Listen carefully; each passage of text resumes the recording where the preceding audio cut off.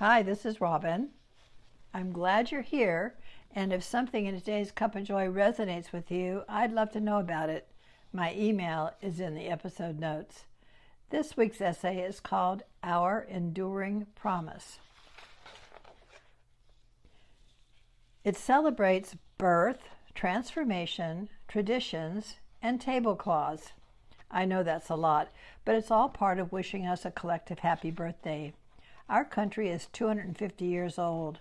I remember celebrating our Bicentennial 50 years ago. That memory led me to my hall closet and a flat white box containing my mom's 1976 Bicentennial Quaker lace tablecloth, one of a limited edition of 5,000. Woven into it is a motif of the famous painting of George Washington crossing the Delaware. It's really quite beautiful. I didn't fully appreciate the tablecloth and its history until writing this essay and thinking about the upcoming celebration. For decades, it was simply our family's Thanksgiving tablecloth. I pulled the box from the closet so I could check my memory about its origins. I even checked out its market value on Google.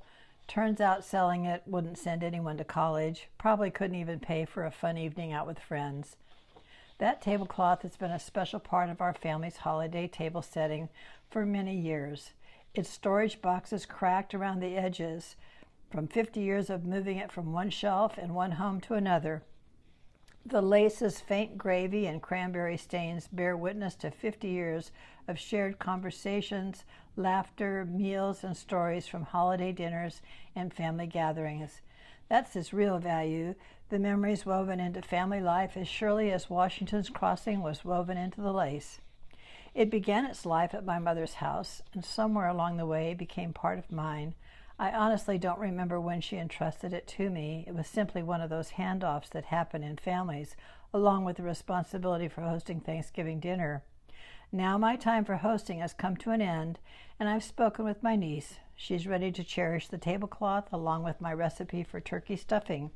Maybe it will have another 50 years of family and friends gathering around it. I hope so. Every generation inherits something it did not create. As I lifted the lid to look at the tablecloth, I couldn't help wondering what life must have been like for the ordinary men, women, and children who actually lived through those historic days leading up to the Declaration, sacrificing to make independence a reality. What have they passed along to us? When I picture 1776, my mind jumps to famous names, poems, and dramatic paintings. Washington crossing the Delaware, Thomas Jefferson writing the Declaration of Independence, and Paul Revere's midnight ride to warn the British are coming. But those iconic moments were only a small part of the story. I recently came across a fascinating New York Times Magazine article about some of the Revolution's lesser-known heroes. While the debates and power struggles were going on with the British, most people were simply trying to live their lives.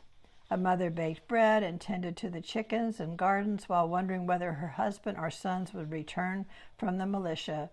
A farmer still had crops to plant, a blacksmith still needed to shoe horses, children still chased one another through the fields. Merchants worried about supplies. Enslaved families heard soaring words about liberty while knowing those promises did not yet include them. Loyalists feared where rebellion might lead, and patriots wondered whether they had already gone too far. They had hope and determination, but no certainty. How could they have known they were helping to birth a nation that would still be celebrating its independence 250 years later? The Declaration of Independence was adopted on July 4, 1776, but independence was far from assured. Years of growing tension, protest, and disillusion with the British Crown finally led to the Declaration, but 7 long years of hardship, sacrifice, setbacks, and uncertainty still lay ahead. We often celebrate the 4th of July as though it marked the finish line. In truth, it was more like the moment labor began in earnest. I've always loved the phrase, messy in the middle. Anyone who has welcomed a baby into the world understands that birth is messy, bloody, painful, and sometimes dangerous, both to mother and child. Before something new can emerge, something old must give way. Transformation requires massive change. A caterpillar literally dissolves into something that resembles little more than goop before the cells of the butterfly begin to form. Anyone who has remodeled a kitchen knows you'll be camping out for a while until the new space is ready. Whether we are welcoming a child, remodeling a home, watching a butterfly emerge, or even birthing a nation, the middle is rarely comfortable, yet it is often where hope asks us to trust what we cannot yet see. Looking backward, we can connect the dots from 1776 to today, but the people living then couldn't see 250 years into the future any more than we can. They couldn't imagine railroads, electricity, airplanes, the internet, or grandchildren yet unborn gathering to celebrate a nation they were still struggling to create.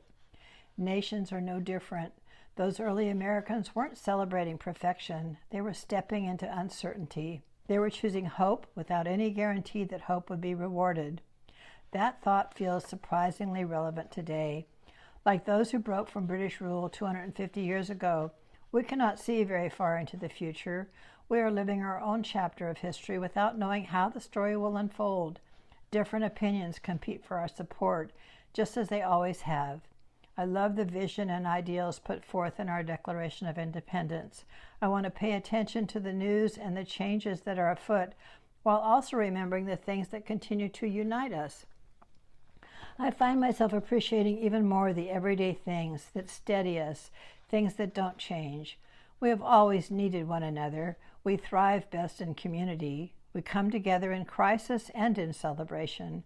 We've gathered around campfires and tables, shared food, laughed and caught up with our neighbors, watched children play while teens do their own thing.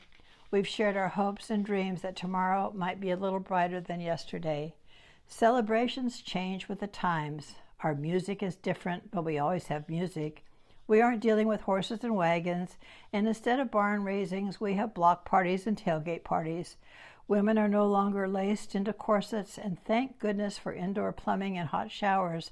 Most of us wouldn't enjoy much of colonial life, but some things remain constant. On the 4th, our street of neighbors will celebrate Independence Day together, just as we have for several years now. The road will be closed with city permits. Lawn chairs will appear on front yards. Children will play games organized in the middle of the road. Backyard pools will welcome anyone wanting to cool off. Our favorite Mexican food service will set up yummy dishes, and neighbors will bring more food and beverages to share. As evening falls, conversations will pause while everyone gathers to watch our local fireworks show.